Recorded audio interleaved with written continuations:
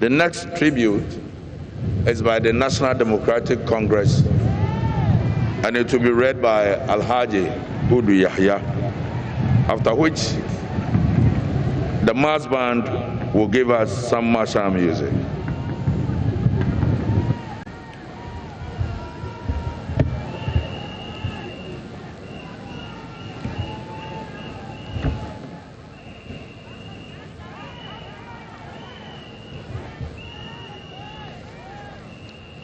Tribute by the National Democratic Congress. The stature and principles espoused by Flight Lieutenant General John Rawlings make it difficult to eulogize him in just a few paragraphs. This is because our relationship with him as our founder, as an individual, and as a leader stretches over 4 decades. This tribute gives us the opportunity to say only a few things about this legend in Ghana's political history. President Rawlings was and still is an enduring institution that epitomized a value system that seeks to promote the good of society. His commitment to promote progress for all, especially the powerless, the voiceless, and the marginalized, is matchless.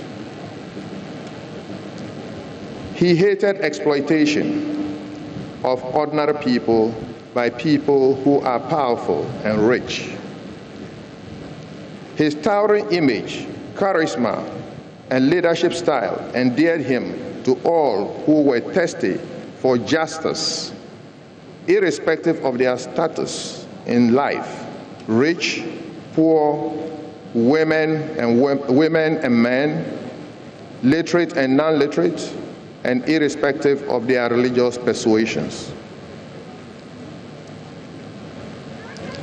The attempt to restore the high professionalism and respect for which the Ghana Army is known the world over led to their arrest, that is he and his other ranks, and subsequent court-martial.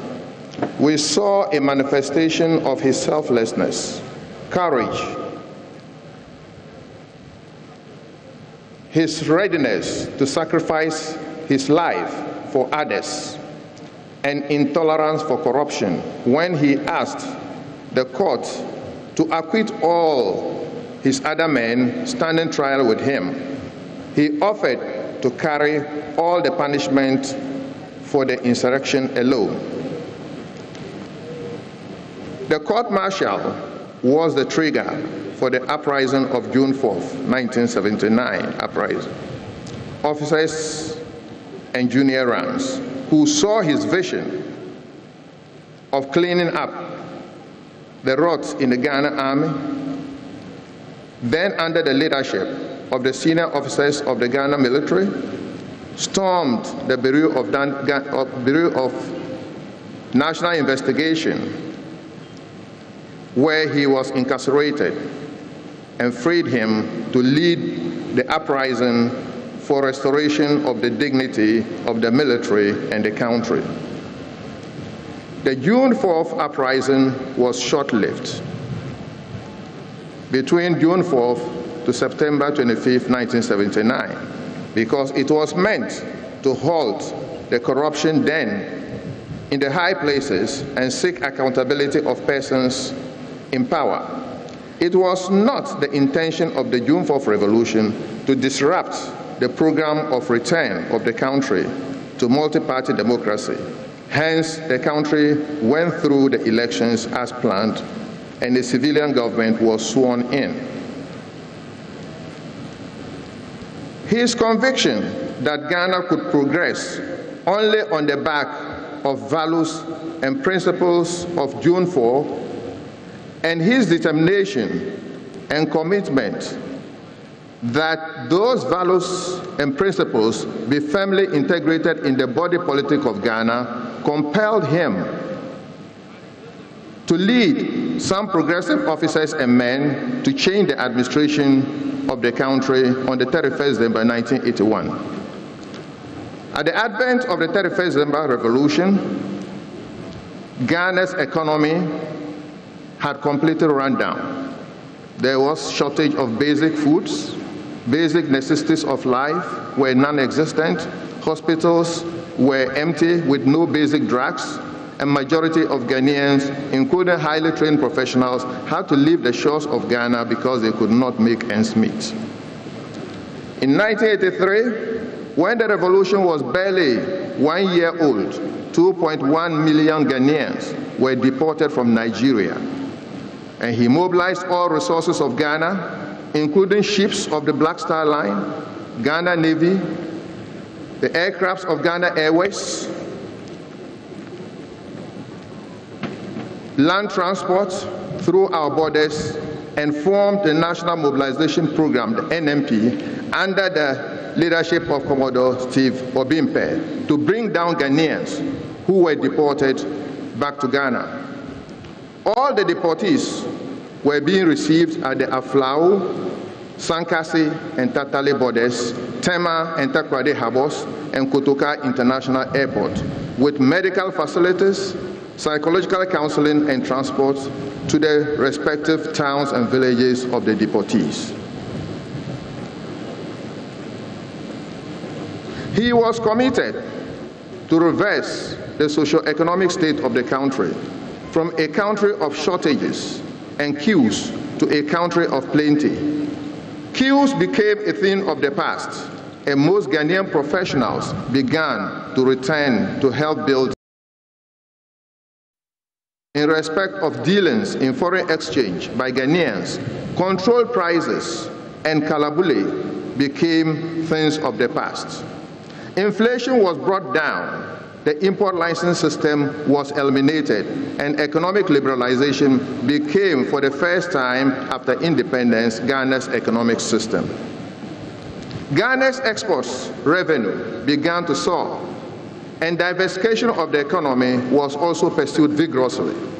The economic and social infrastructure, which had largely broken down due to years of neglect, underwent serious rehabilitation.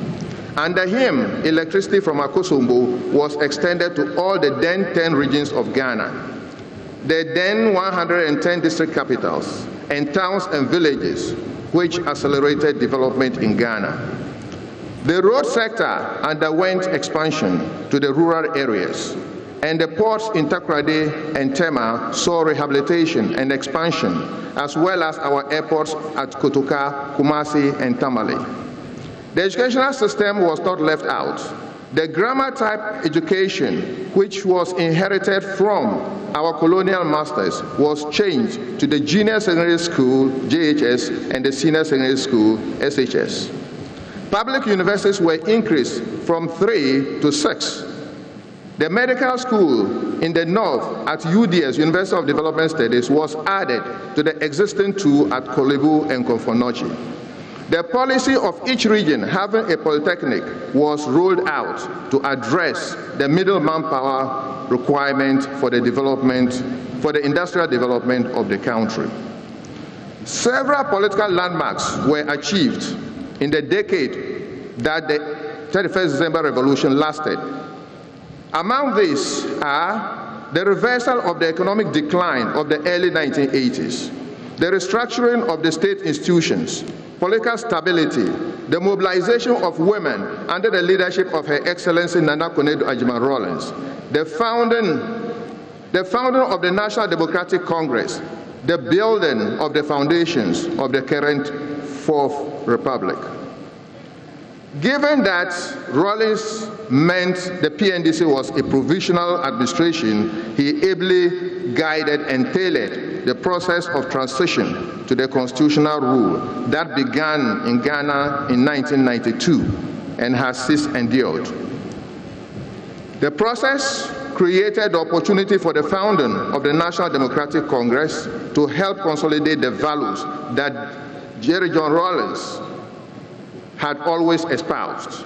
Since his message over the decade resonated with the ordinary Ghanaian, he easily won the first and second general elections in the Fourth Republic with the party he founded, the NDC.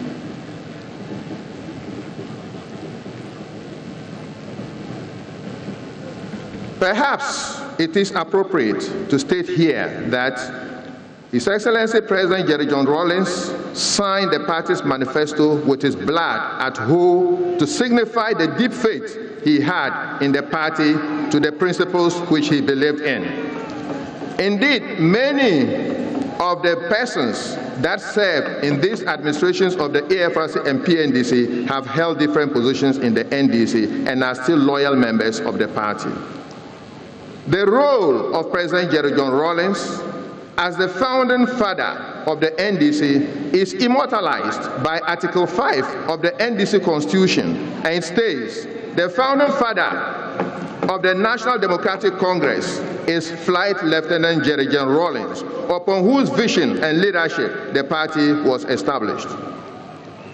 On the completion of his 2 terms as president in the Fourth Republic, President Jerry John Rawlings took up the position of the chairman of the Council of Elders of the party and did not stop advising and admonishing the party until his unfortunate passing on November 12, 2020.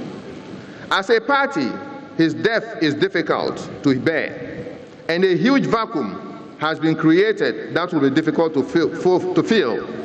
But we are consoled by the fact that his legacy of establishing the most enduring democracy in the history of the Republic of Ghana bears testimony to the principles and values that pushed him into the political life of Ghana a little over 4 decades ago. Ghana, Africa, and the world have lost one of those rare leaders who did not put personal aggrandizement over service to the people and nation. President J.J. Rawlings was a leader and a true son of Africa, who was a peace builder in Africa. Ghana was the first African country to move into Liberia